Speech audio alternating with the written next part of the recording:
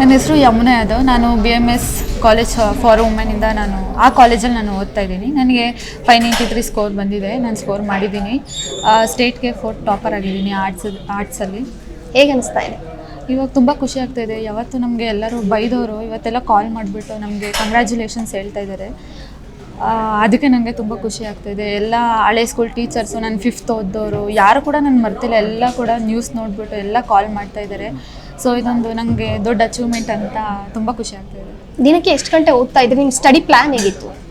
Actually ನಾನು ಎಲ್ಲರೂ ಅಂದ್ಕೊಂಡಂಗೆ ಫಸ್ಟಿಂದನೇ ಓದ್ಕೊಂಡು ಆ ಥರ ಎಲ್ಲ ಬಂದಿದ್ದು ಹುಡುಗಿ ಅಲ್ಲ. ನಾನು ಸ್ಪೋರ್ಟ್ಸಲ್ಲೂ ಇದ್ದೆ ಮತ್ತು ಓದೋದ್ರಲ್ಲೂ ಇದ್ದೆ. ಅಂದರೆ ಯಾವಾಗ ಮ್ಯಾಚಸ್ ಬರ್ತಾಯಿತ್ತೋ ಆವಾಗ ನಾನು ಪ್ರಾಕ್ಟೀಸ್ ಮಾಡ್ತಾಯಿದ್ದೆ. ಅಂದರೆ ಮ್ಯಾಚಿಗೆ ಪ್ರಾಕ್ಟೀಸ್ ಮಾಡ್ತಾಯಿದ್ದೆ. ಯಾವಾಗ ಎಕ್ಸಾಮ್ಸ್ ಇರ್ತಾಯಿತ್ತೋ ಆವಾಗ ನಾನು ಸ್ಟಡೀಸ್ ಮಾಡ್ತಾಯಿದ್ದೆ. ನಾನು 2nd PUC ಬೋರ್ಡ್ಸ್ಗೆ ಓದಿದ್ದು ಲಾಸ್ಟ್ 1 ಮಂತಲ್ಲಿ ಓದಿದೆ. ಆವಾಗ ನಾನು ಎಕ್ಸೆಪ್ಟ್ 8 hours ಅಂದರೆ ನಾನು ಮಲಗೋದೊಂದು 5 hours 6 hours ಮಾಡ್ತಾಯಿದ್ದೆ. ಆಮೇಲೆ ಒಂದು ಬ್ರೇಕ್ ಅಂತ ನಾನು ತೊಗೊತಾ ಇದ್ದಿದ್ದು ಲಂಚ್ಗೆ, ಬ್ರೇಕ್ಫಾಸ್ಟ್ಗೆ, ಡಿನ್ನರ್ಗೆ ಬಿಟ್ಟು ಇನ್ನು ಮಿಕ್ಕಿ ಟೈಮ್ ಎಲ್ಲ ಓದ್ತಾಯಿದ್ದೆ. ನಾನು ಟೀಚರ್ಸ್ ಮತ್ತು ಪೇರೆಂಟ್ಸ್ ಬೆಂಬಲ ಹೇಗಿತ್ತು? ನಮ್ಮಮ್ಮ ಸಿಂಗಲ್ ಪೇರೆಂಟು, ಯಾವುದೇ ಫ್ಯಾಮಿಲಿ ಸಪೋರ್ಟ್ ಇಲ್ಲ. ಇವಾಗಲೂ ಕೂಡ ಕೆಲವರು ಫ್ಯಾಮಿಲಿಯಿಂದ ಕಂಗ್ರ್ಯಾಚುಲೇಷನ್ಸ್ ಕೂಡ ಹೇಳೋದಿಲ್ಲ. ಆ ಥರ ಸಪೋರ್ಟ್ ಇದೆ ನಮ್ಮ ಫ್ಯಾಮಿಲಿಲಿ. ಆ್ಯಸ್ ಎ ಸಿಂಗಲ್ ಪೇರೆಂಟ್ ನಾನು ಅವ್ರಿಗೆ ಗೌರವ ತಗೊಳ್ಳೋದು, ಒಂದು ಮಕ್ಕಳು ಯಾವ ಥರ ಬೇಕಾದರೂ ಗಿಫ್ಟ್ ಕೊಡ್ಬೋದು. ಅಂದರೆ ನೀನು 1 ಲಕ್ಷದ ಗಿಫ್ಟ್ ಕೊಡ್ಬೋದು, 1 ಕೋಟಿ ಗಿಫ್ಟ್ ಕೊಡ್ಬೋದು. ಆದರೆ ಈ ಥರ ಗಿಫ್ಟು ಯಾರು ಕೂಡ ಕೊಡೋದಕ್ಕಾಗೋದಿಲ್ಲ. ಎಷ್ಟೇ ದುಡ್ಡಿರೋರು ಕೂಡ ಕೊಡೋದಕ್ಕಾಗೋದಿಲ್ಲ. ಅಂದರೆ ಒಂದು ಮಿಡಲ್ ಕ್ಲಾಸ್ ಮಕ್ಕಳು ಯಾವ ಥರ ಓಕೆ ನೀನು ಸ್ಪೋರ್ಟ್ಸಲ್ಲೂ ಇದೆಯಾ, ನೀನು ಮನ್ಸು ಮಾಡಿದ್ರೆ ನೀನು ಈ ಕಡೆನೂ ಇರ್ಬೋದು. ಅಂದರೆ ನೀನು ರೋಡಲ್ಲಿ ಹೋಗ್ತಾ ಇದ್ರೆ ಕೆಲವರು ಬೈತಾ ಇರ್ತಾರೆ, ಏಯ್ ನೋಡು ಇವಳು ಸಿಂಗಲ್ ಪೇರೆಂಟು, ಹಂಗೆ ಹಿಂಗೆ ಮಾತಾಡ್ತಾ ಇರ್ತಾರೆ.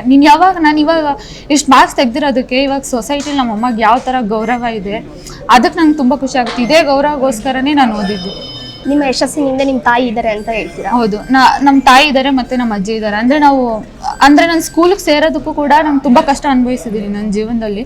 ಯಾಕಂದರೆ ಸ್ಕೂಲಿಗೆ ಸೇರೋದಕ್ಕೂ ಕೂಡ ನಮ್ಮದು ಊರಲ್ಲಿ ತುಂಬ ತೊಂದರೆ ಮಾಡಿದರು. ಇಲ್ಲ ಸ್ಕೂಲಿಗೆ ಸೇರಿಸ್ಕೊಬೇಡಿ, ಈ ಥರ ಸಿಂಗಲ್ ಪೇರೆಂಟು, ಅವ್ರ ಊರಿಗೆ ಹೋಗ್ತಾರೆ, ಇರೋದಿಲ್ಲ, ಆ ಥರ ಎಲ್ಲ ಬರೀ ಕಷ್ಟ. ಇಲ್ಲ ನೀನು ಸ್ಪೋರ್ಟ್ಸಲ್ಲಿ ಇದೆಯಾ, ನೀನು 50 ಕ್ರಾಸ್ ಮಾಡ್ತೀಯಾ, ನೀನು ಡಿಸ್ಟಿಂಕ್ಷನ್ ಕ್ರಾಸ್ ಮಾಡ್ತೀಯಾ, ಬರೀ ಸ್ಪೋರ್ಟ್ಸ್ ಹೋಗ್ಬಿಟ್ರೆ ನೀನು ಇದನ್ನು ಮಾಡ್ತೀಯ, ನಿನ್ನ ಕೈಯಲ್ಲಿ ಆಗಲ್ಲ ಅಂದವರೇ ಜಾಸ್ತಿ ಸಪೋರ್ಟ್ ಮಾಡಿದ್ದಕ್ಕಿಂತ. ಆದರೆ ನನ್ನಮ್ಮ, ನಮ್ಮ ಅಜ್ಜಿನೇ ತುಂಬ ಜಗಳ ಮಾಡಿ ಇಲ್ಲ ನನ್ನ ಮೊಮ್ಮಗಳು ಓದ್ತಾಳೆ ಅಂತ ನನ್ನ ಸ್ಕೂಲಿಗೆ ಸೇರಿಸಿದ್ದು. ಇವಾಗ ಆ ಸ್ಕೂಲ್ಗೆ ನಾನು ಟಾಪರು. ಸ್ಕೂಲಿಂದ ಕೂಡ ಟೀಚರ್ಸ್ ಫೋನ್ ಮಾಡಿಬಿಟ್ಟು, ಹೌದಪ್ಪ ನೀನು ಗೌರ್ಮೆಂಟ್ ಸ್ಕೂಲಲ್ಲಿ ಓದ್ಬಿಟ್ಟು ತುಂಬ ಹೆಮ್ಮೆ ತಂದಿದ್ಯಾ, ನೀನು ನೋಡೋದಕ್ಕೆ ತುಂಬ ಖುಷಿ ಆಗ್ತಾಯಿದೆ ನ್ಯೂಸಲ್ಲಿ ಅಂತ ಫುಲ್ಲು ಅವರೇ ಎಮೋಷ್ನಲ್ ಆದಾಗ ನನಗೆ ಒಂಥರ ಅನಿಸಿದೆ, ನನ್ನ ಟೀಚರ್ಸ್ ಇನ್ನೂ ನನ್ನ ಗ್ಯಾಪ್ನ ಇಟ್ಕೊಂಡಿದ್ದಾರಾ. ನಾನು ಓದಿದ್ದು ನಮ್ಮಮ್ಮಗೊಂದು ಗೌರವ ಇರಲಿ, ಸೊಸೈಟಿಲಿ ನಮ್ಮ ಅಜ್ಜಿ ಗೌರವ ಇರಲಿ, ಆಡ್ಕೊಳ್ಳೋರ ಮುಂದೆ ತಲೆ ಎತ್ತಿ ನಡಿಬೇಕು ಅಂತ ನಾನು ಓದಿದ್ದು.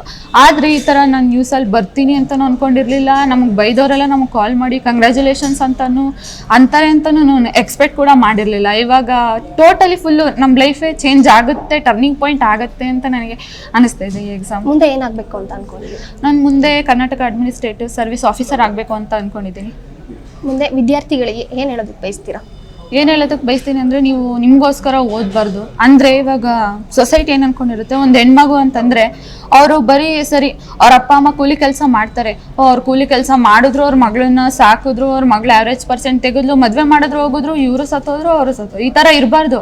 ಯಾಕಂದರೆ ನೀನೊಂದು ರೆಕಾರ್ಡ್ ಮಾಡಬೇಕು. ನನ್ನ ಮನಸ್ಸಲ್ಲಿ ಅದೇ ಇರೋದು, ಯಾವಾಗಲೂ ಒಂದು ರೆಕಾರ್ಡ್ ಮಾಡಬೇಕು. ಆ ರೆಕಾರ್ಡ್ನ ಯಾರು ಕೂಡ ಮರಿಬಾರ್ದು. ಅಂದರೆ ಇವಾಗ ನಾನು ಕೂಡ ನನಗನ್ಸುತ್ತೆ ನಾನೊಂದು ರೆಕಾರ್ಡ್ ಮಾಡಿದ್ದೀನಿ ಅಂತ. ಯಾಕಂದರೆ ಇವಾಗ ನಾನು ಸತ್ರು ಕೂಡ ರೆಕಾರ್ಡ್ ಇರುತ್ತೆ. ಒಂದು 50 ವರ್ಷ ಬಿಟ್ಟು ನೋಡು ನಮ್ಮ ಕಾಲೇಜಲ್ಲಿ ರೆಕಾರ್ಡ್ ಇರುತ್ತೆ. ಆ ಥರ ನಾನೊಂದು ರೆಕಾರ್ಡ್ ಮಾಡಬೇಕು, ಬೇರೆಯವ್ರು ನೋಡಿ ಅಂದ್ಕೊಬೇಕು. ನಂತರ ಯಾರ್ಯಾರು ಇರ್ತಾರೋ ಸರಿ ನಮ್ಗೆ ಓದೋಕ್ಕೆ ಸರಿ ಅಂದರೆ, ಇವಾಗ ನಾವು ಟೆಕ್ಸ್ಟ್ ಬುಕ್ ತೊಗೊಳೋದಕ್ಕೆ ನಮ್ಗೆ ದುಡ್ಡಿಲ್ಲ, ಲೈಬ್ರರಿಲಿ ನೀನು ತೊಗೊಬೋದು ಸರ್. ಆ ಥರ ನೀನು ಯುಟಿಲೈಸ್ ಮಾಡ್ಕೊಬೇಕು. ನೀನು ಇರೋದನ್ನೇ ಯುಟಿಲೈಸ್ ಮಾಡ್ಕೊಬೇಕು. ನೀನು ಯಾವಾಗಲೂ ಇಲ್ಲ ನನಗೆ ರೂಮ್ ಇಲ್ಲ, ನಮ್ಮ ಮನೇಲೂ ರೂಮ್ ಇಲ್ಲ ಅಂತ ಅಂದ್ಬಿಟ್ಟು ನೀನು ಓದೋದು ಬಿಟ್ಬಿಡ್ತೀಯ. ಇಲ್ಲ ನೀನು ಯಾವ್ದಾದ್ರು ಜಾಗ ಹುಡ್ಕೋ, ಸರಿ ನಿನ್ನ ನೇಚರ್ ಇದೆ ಅಲ್ಲಿ ಹೋಗ್ಬಿಟ್ಟು ಕುತ್ಕೊಳೋದು. ನೀನು ಹೆಂಗೆ ಓದ್ತೀಯೋ, ನೀನು ಹೆಂಗೆ ನೋಡ್ತೀಯೋ, ನೀನು ಬರೀ ನೆಗೆಟಿವ್ ನೋಡೋದಕ್ಕಿಂತ ನೀನು ಪಾಸಿಟಿವ್ ನೋಡಬೇಕು. ನೀನು ಯಾವಾಗ ಪಾಸಿಟಿವ್ ಆಗಿ ಥಿಂಕ್ ಮಾಡ್ತೀಯೋ ಆವಾಗ ಈ ಥರ ಸಕ್ಸಸ್ಫುಲ್ ಲೈಫ್ ನಿನಗೆ ಸಿಗುತ್ತೆ ಅಂತ ನಾನು ಹೇಳೋದಕ್ಕೆ ಇಷ್ಟಪಡ್ತೀನಿ. ನಿಮ್ಮ ತಾಯಿಯವರು ತುಂಬ ಕಷ್ಟಪಟ್ಟಿದ್ದಾರೆ ಅಂತ ಹೇಳ್ತೀರಾ. ಸೊ ಫ್ಯಾಮಿಲಿ ಬ್ಯಾಕ್ಗ್ರೌಂಡ್ ಬಗ್ಗೆ ಹೇಳೋದಾದರೆ? ಫ್ಯಾಮಿಲಿ ಬ್ಯಾಕ್ಗ್ರೌಂಡ್ ಬಗ್ಗೆ ಹೇಳೋದಾದರೆ ಹೇಗೆ ನಿಮ್ಮನ್ನು ಓದಿಸಿದ್ದಾರೆ? ಹೌದು, ತುಂಬ ಕಷ್ಟಪಟ್ಟು ಓದಿಸಿದ್ದಾರೆ. ಗೌರ್ಮೆಂಟ್ ಸ್ಕೂಲ್ ಆಗಿದ್ದರಿಂದ ಯಾವುದೂ ಫೀಸ್ ಇರಲಿಲ್ಲ. ಆವಾಗಿಂದನೂ ಕೂಡ ಅಂದರೆ ನಮ್ಮಮ್ಮ ಆಯಾ ಕೆಲಸ ಮಾಡ್ತಾರೆ ಮಲ್ಸಂದ್ರದಲ್ಲಿ.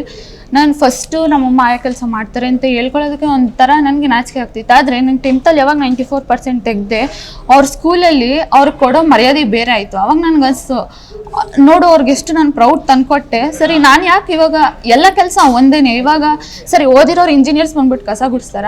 ಇಲ್ಲ, ಆಗೋದಿಲ್ಲ. ಹಂಗಂತ ಎಲ್ಲ ಒಂದು ಕೆಲಸನೂ ಕೂಡ ಇಂಪಾರ್ಟೆಂಟು. ನಾವು ಏನಕ್ಕೆ ಭಯ ಪಡ್ಕೊಬೇಕು? ಇವಾಗ ನಾನು ಪ್ರೌಡಾಗಿ ಹೇಳ್ಕೊತೀನಿ, ಹೌದು ನಮ್ಮಮ್ಮ ಆಯಾ ಕೆಲಸ ಮಾಡ್ತಾರೆ ಅಂತ. ನಮ್ಮಮ್ಮನೂ ಪ್ರೌಡಾಗಿ ಹೇಳ್ಕೊತಾರೆ. ಇವಾಗ ನಮ್ಮಮ್ಮ ಒಂದು ದಾರಿಯಲ್ಲಿ ನಡ್ಕೊಂಡು ಹೋಗ್ತಾ ಇದ್ದಾರೆ ಅಂತ ಎಷ್ಟೊಂದು ಜನ ಗುರುತಿಸ್ತಾರೆ. ಅದೇ ಅಲ್ವಾ ಬೇಕಾಗಿರೋದು ಪೇರೆಂಟ್ಸ್ಗೆ. ಅದಕ್ಕೇನೆ ಯಾವಾಗಲೂ ಕೂಡ ನೀವು ಬರೀ ಸೆಲ್ಫಿಶ್ ಥರ ನೋಡಬಾರ್ದು. ಅಂದರೆ ಇಲ್ಲ ನಾನು ಓದ್ಬಿಡ್ಬೇಕು, ನಾನು ಟಾಪರ್ ಆಗಿಬಿಡ್ಬೇಕು, ಇಲ್ಲ ಆ ಥರ ನೋಡಬಾರ್ದು.